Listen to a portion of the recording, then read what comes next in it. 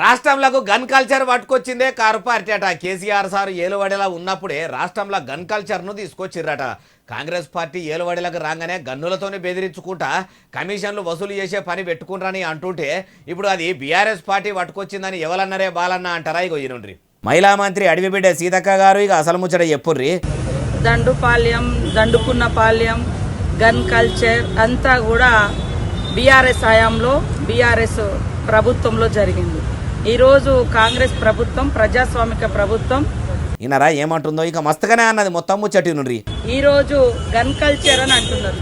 అయ్యా, అబద్ధాలు చెప్పడానికైనా కనీసం ఆలోచన ఉండాలి. ఈ రాష్ట్రంలో గన్ కల్చర్ తీసుకొచ్చిందే బీఆర్ఎస్ పార్టీ.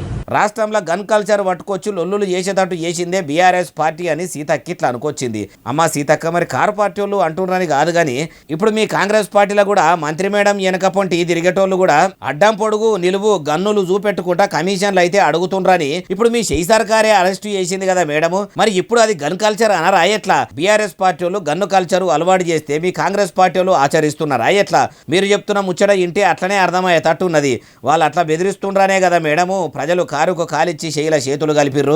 ఇంకో అసలు ముచ్చట ఏందంటే ఓ దిక్కు మీ షెయి సర్కారు ఏలుబడులకు వచ్చుడేమో కానీ ఆదివాసీ బిడ్డల ఆలతు మారుతుందనుకుంటే వాళ్లకు తిప్పలు తప్పుతాయి అనుకుంటే ఇంకా ఎక్కువనే అవుతున్నాయట.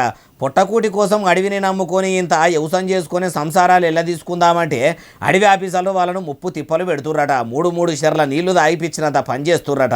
మొదలు గిరిజన బిడ్డలకు పోడు భూములకు పట్టాలు ఇప్పించి పుణ్యం కట్టుకుంటే అడవి బిడ్డే అని చెప్పుకునే మీరు ఆదివాసీలకు న్యాయం చేసిన వాళ్ళు అవుతారంటుర్రు ఈ ముచ్చటిన్నోళ్ళు.